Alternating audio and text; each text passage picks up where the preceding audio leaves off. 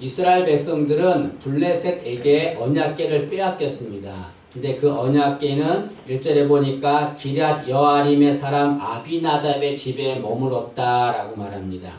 이스라엘 백성은 언약궤를 뺏기고 나서 자신들이 잘못한 것을 알게 됩니다. 그래서 자신들의 잘못을 깨닫고 하나님을 사모했다라고 말합니다. 우리 읽지 않았지만 7장 2절 말씀을 보시죠.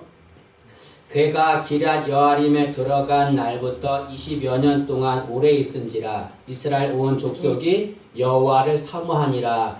여기 이스라엘 백성들이 언약궤를 뺏기고 나서 자신의 잘못을 깨닫고 하나님을 사모했다라고 말합니다. 이 하나님을 사모했다라고 하는 것은 하나님께 돌아가겠다라고 결단한 것을 말하는 거죠. 이스라엘 백성들이 언약궤를 블레셋에게 빼앗긴 이유가 무엇입니까? 그것은 하나님을 떠났기 때문이죠. 그들이 하나님을 떠나지 않았다면 언약궤는 빼앗기지 않았습니다. 그럼 하나님을 떠났기 때문에 언약궤는 빼앗기고 만 거죠. 여러분, 언약궤는 하나님의 상징입니다. 이스라엘 백성들이 하나님을 떠나니까 하나님도 이스라엘 백성을 떠나는 거죠.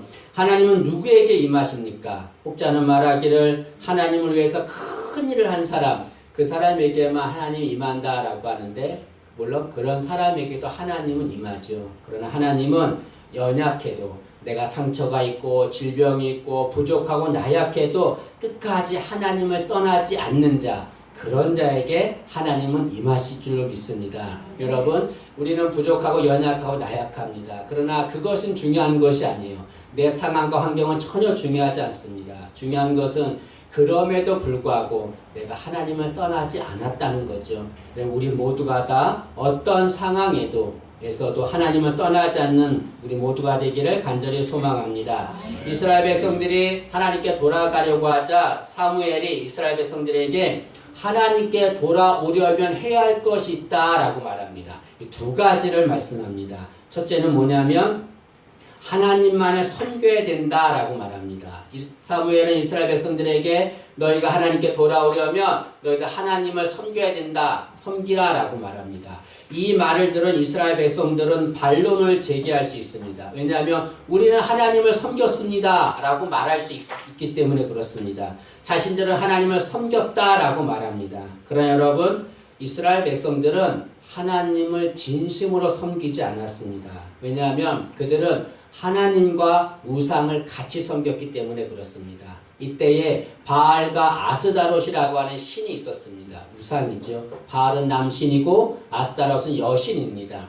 이스라엘 백성들은 하나님을 섬기면서 바알과 아스다롯 우상을 같이 섬겼습니다. 하나님과 우상을 같이 섬겼다는 것은 뭘 말합니까? 하나님을 우상과 똑같은 존재로 취급했다는 걸 말하는 거죠. 하나님은 우상과 똑같은 존재로 취급했다는 것은 하나님을 섬기지 않았다는 것을 말합니다. 이것은 하나님을 굉장히 불쾌하게 만드는 겁니다, 여러분. 하나님은 우상보다 뛰어나신 분이에요. 우상은 하나님의 상대가 되지 않잖아요. 근데 하나님과 우상을 같이 섬겼다는 것은 하나님은 우상과 같은 존재라는 거죠. 하나님을 섬겨야 됩니다. 하나님을 섬긴다는 것은 뭘 말합니까? 오로지 하나님 한 분만을 섬긴다는 것을 말하는 거죠. 여러분, 신앙인은 절대로 하나님 외에 다른 것을 같이 섬겨서는 안 됩니다. 주님께서 이렇게 말씀하셨습니다. 마태복음 6장 24절에 한 사람이 두 주인을 섬기지 못할 것이니 너희가 하나님과 재물을 겸하여 섬기지 못하느니라 라고 말하고 있습니다. 주께서 분명히 말씀했습니다. 한 사람은 한 주인만을 섬겨야 된다. 두 주인을 섬겨서는 안 된다라고 말합니다. 신앙인은 한 하나님만을 섬겨야 되는 거예요. 우상과 하나님을 같이 섬겨서는 안 되는 거죠. 그것은 하나님을 불쾌하게 하는 거고 하나님을 조롱하는 겁니다. 절대로 그래서는 안 되는 거죠. 여러분, 신앙은 이것도 저것도 믿는 것이 아닙니다. 신앙은 하나님만을 섬기는 겁니다. 신앙은 우상도 섬기고 하나님도 섬기는 것이 아니에요. 신앙은 하나님만을 섬기는 것입니다. 이스라엘 백성들은 하나님과 우상을 같이 섬겼습니다. 왜 이스라엘 백성들은 우상을 섬겼을까요? 그들은 풍요를 원했기 때문에 그렇습니다. 바알과 아스타롯은 풍요의 신이에요. 이스라엘 백성들은 어떤 생각을 했냐면 하나님은 자신들이 원하는 만큼의 풍요를 주지 않는다라고 생각했습니다. 그런데 바알과 아스타롯은 자신들이 원하는 만큼 풍요를 준다라고 생각했어요. 그러니까 어디가 더 매력이 있을까요? 바알과 아스타롯이 더 매력이 있잖아요. 그래서 하나님도 섬기지만 하나님을 떠나서 섬기지만 바알과 아스타롯을 섬기게 되는 거죠. 여러분 지금도 신앙 중에서 이렇게 하나님과 바알을 하나님과 아스타롯을 같이 섬기는 이들이 있습니다. 그들은 하나님을 믿으면서 풍요를 주는 것, 나에게 풍요를 주는 것을 하나님으로 믿고 섬기는 이들이 있습니다. 권력을 하나님으로 믿는 이들이 있습니다. 물질을 하나님으로 믿는 이들이 있습니다. 그것들이 나에게 풍요를 줄 거라 생각하지요. 그러나 절대로 그렇지 않습니다. 우상은 우리에게 절대로 풍요를 주지 않습니다. 여러분 사탄은 우리에게 뭘 줄 것처럼 해요. 무엇을 줄 것처럼 이렇게 속이다가 우리 것을 뺏어갑니다. 하나님은 우리의 것을 뺏어갈 것 같으면서 풍성한 것을 주시는 거죠. 여러분 절대로 우상에게 넘어가서는 안 됩니다. 사탄에게 넘어가서는 안 됩니다. 하나님만을 섬겨야 되는 거죠. 사무엘은 우상을 제거하고 하나님만을 섬기라 라고 말합니다. 우리 3절 말씀을 보시죠. 7장 3절에 보시면 사무엘이 이스라엘 온 족속에게 말하여 이르되 만일 너희가 전심으로 여호와께 돌아오려거든 이방 신들과 아스타롯을 너희 중에서 제거하고 너희 마음을 여호와께로 향하여 그만을 섬기라 라고 말합니다. 하나님께 돌아오기 위해서는 어떻게 해야 되는가? 너희들이 믿었던 바알과 아스타롯을 다 제거하고 하나님만 섬겨야 된다라고 말합니다.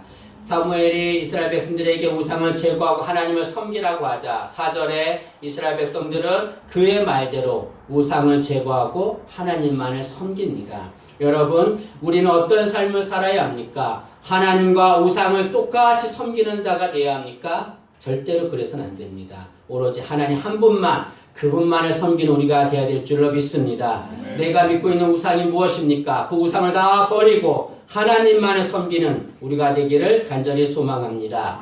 두 번째로 사무엘은 하나님만을 의지해야 된다라고 말합니다.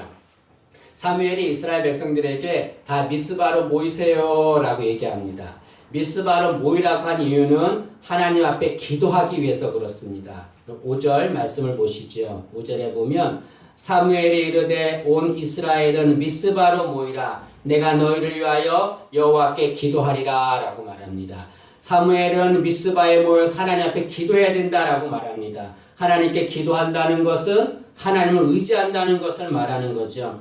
그럼 이스라엘 백성들은 선민입니다. 때문에 당연히 하나님만을 의지하는 자가 되어야 합니다. 그러나 이스라엘 백성들은 그렇게 하지 않았습니다. 그들은 하나님보다 이방 민족을 더 의지했습니다. 애굽을 의지하고 아수르를 의지했습니다. 여러분 하나님보다 더 다른 것을 의지하는 이들이 있습니다. 신앙인 중에서 하나님보다 더 다른 것을 의지하는 이들이 있습니다. 그것이 물질이든 권력이든 뭐든 다른 것을 더 의지하는 이들이 있습니다. 그러나 여러분 하나님은 우리가 하나님 외에 다른 것을 의지하면 그것이 잘못된 것임을 가르쳐 줍니다. 여러 가지 방법이 있지만 두 가지를 말씀드리겠습니다. 첫째로 우리가 하나님 외에 다른 것을 의지하면 하나님은 우리가 의지하는 것들로 인해서 고통을 당하게 만듭니다. 내가 의지하는 것 그것이 나에게 고통을 줘요. 이스라엘 백성들은 이방 민족 애굽과 아수르를 의지했습니다. 근데 그 애굽과 아수르가 이스라엘 백성을 도와줬을까요? 오히려 이스라엘 백성들을 공격을 합니다. 그들에게 고통을 줘요. 마찬가지입니다. 내가 의지하는 것, 하나님보다 더 의지하는 것, 그것이 나를 잘되게 할 것 같지요? 그것이 나에게 고통을 줍니다. 또 하나 하나님은 내가 의지하는 것, 하나님보다 의지하는 것이 있으면 그것을 거두어가는 거죠.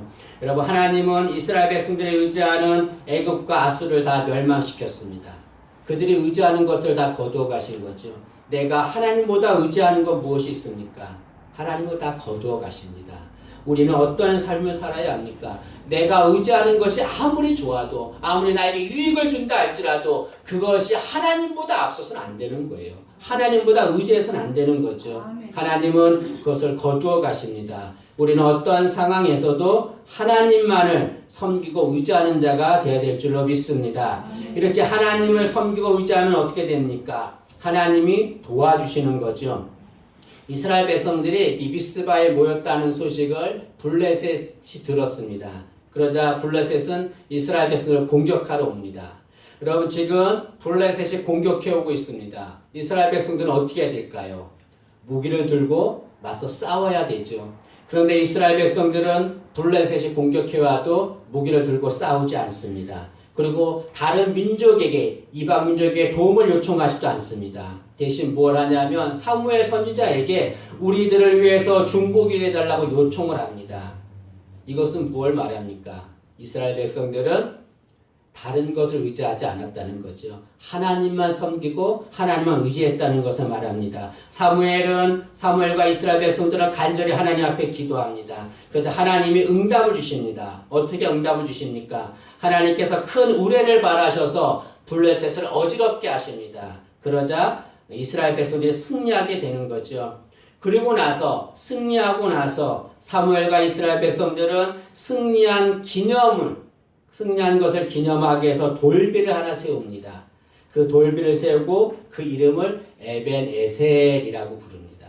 에벤에셀은 하나님이 여기까지 우리를 도우셨다 그런 말이죠.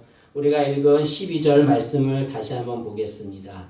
12절 말씀 보시면 사무엘이 돌을 취하여 미스바와 센 사이에 세워 이르되 여호와께서 여기까지 우리를 도우셨다고 그 이름을 에벤에셀이라 하니라 라고 말합니다.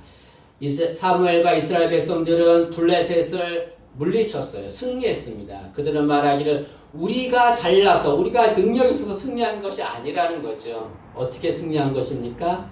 하나님이 도와주셔서 승리한 것이다 라고 고백하고 있습니다. 여러분 우리가 지금 2019년을 지냈잖아요. 지금까지 왔습니다. 우리의 능력으로 온 것일까요? 우리가 잘나서 온 것일까요? 우리가 남들보다 뛰어나서 여기까지 온 것일까요?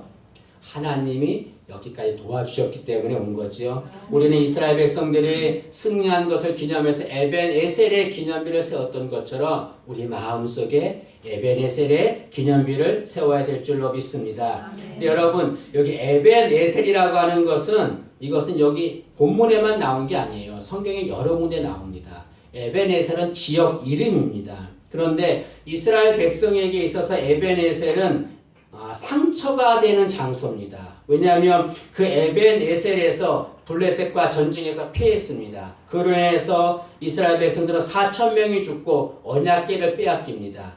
이스라엘 백성들에게 아픔과 상처와 실패를 주었던 장소, 그것이 에벤에셀입니다. 그런데 이스라엘 백성들이 하나님을 섬기고 하나님을 의지하자 하나님이 도와주셔서 이스라엘 백성들에게 슬픔과 아픔과 패배의 장소가 되었던 그곳을 승리의 장소로 바꿔주시는 거죠. 여러분 하나님을 섬기면 하나님을 의지하면 우리가 어떠한 상처와 아픔이 있다 할지라도 하나님 그것을 변화시켜 주십니다. 바꿔주십니다. 승리로 바꿔주는 거죠. 그냥 승리하지 않고 넉넉하게 승리하게 하시는 거죠. 로마서 8장 37절에 이렇게 말합니다. 그러나 이 모든 일에 우리를 사랑하시는 이로 말미암아 우리가 넉넉히 이기느니라 라고 말하고 있습니다. 넉넉히 이긴다, 넉넉히 승리한다 라는 것을 말씀하는 거죠.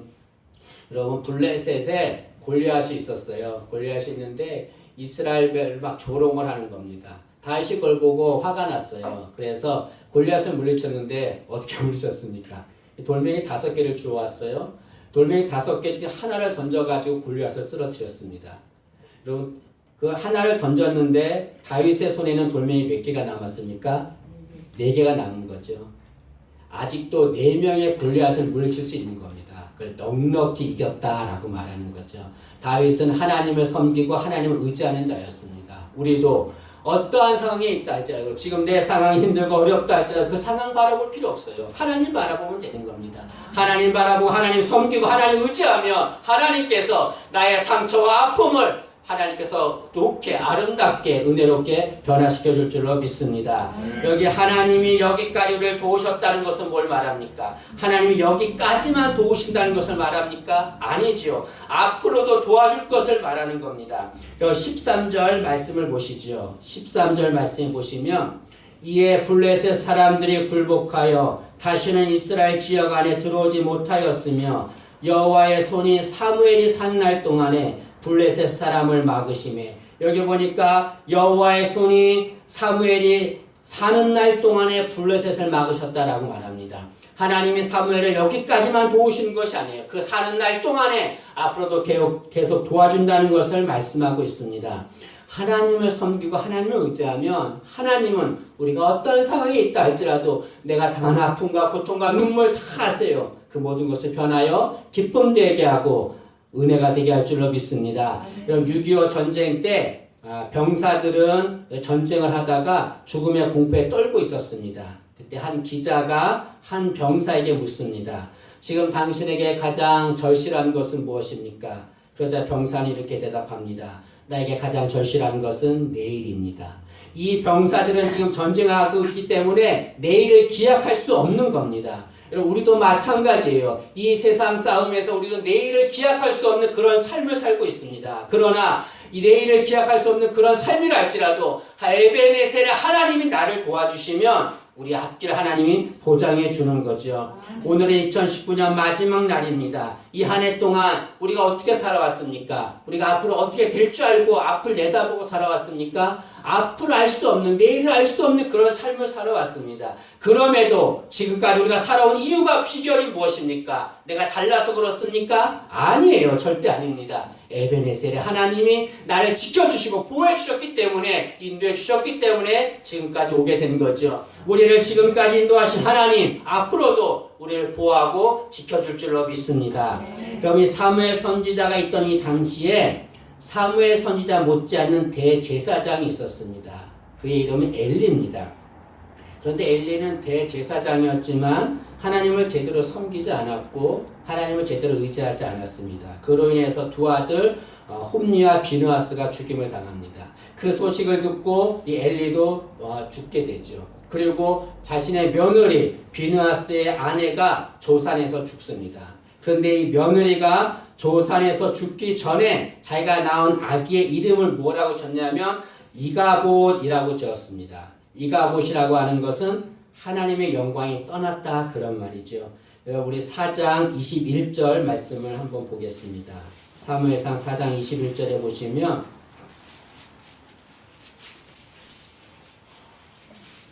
엘리의 며느리 비느하스의 아내가 조산하고 이제 죽어가면서 자기 자식의 이름을 짓습니다. 21절에 이르기를 영광이 이스라엘에서 떠났다고 아이 이름을 이가봇이라 하였으니 하나님의 괴가 빼앗겼고 그의 시아버지와 남편이 죽었기 때문이다 라고 말하고 있습니다. 여러분, 이가봇은 하나님의 영광이 떠났다는 겁니다. 하나님을 섬기지 않고 하나님을 의지하지 않았기 때문에 하나님은 떠나게 되는 거죠. 그러나 사무엘은 어떻습니까? 하나님을 섬기고 의지했더니 하나님이 에벤에셀의 은혜를 주신 거죠. 우리는 우리 신앙을 점검해야 합니다. 나는 어떤 자인가? 나는 하나님을 의지하고 하나님을 섬기고 있는 자인가? 나는 어떤 자인가? 내 신앙을 점검해야 합니다. 우리가 하나님을 섬기고 의지하면 하나님 우리에게 에벤에셀의 은혜를 주십니다. 그러나 하나님을 섬기지도 않고 하나님을 의지하지 않으면 우리에게 이가봇의 고통이 임하게 되는 거죠. 우리는 에벤에셀의 은혜를 받는 자가 되어야 합니다. 그러기 위해서는 어떠한 상황이 있다 할지라도 여러분 절대로 하나님은 살아계세요. 제가 살아오면서 확실하게 말할 수 있는 겁니다. 하나님은 살아계시고 우리를 사랑하세요. 그러나 하나님을 섬기고 하나님을 의지하는 자에게 더욱더 큰 은혜를 줄 줄로 믿습니다. 여러분, 이스라엘 백성들은 지금 미스바에 모여 있습니다. 미스바라고 하는 것은 망대라고 하는 뜻입니다. 망대라고 하는 뜻은 하나님이 지켜보신다라고 하는 의미가 있는 겁니다. 하나님은 우리의 모든 것 다 지켜보십니다. 올 한 해 동안 우리가 살아왔던 모든 것들 하나님 다 지켜보시는 거죠. 그리고 앞으로 2020년도에도 우리가 살아갈 모든 것들을 다 지켜보실 것입니다. 우리를 지켜보면서 우리가 하나님을 섬기는지 하나님을 의지하는지 다 보시고 하나님께서 하나님을 진심으로 섬기고 의지하는 자에게 에벤에셀의 복을 줄 줄로 믿습니다. 여러분, 하나님만 섬기고 하나님만 의지해서 우리 모두 다 에벤에셀의 은혜 받기를 간절히 소망합니다.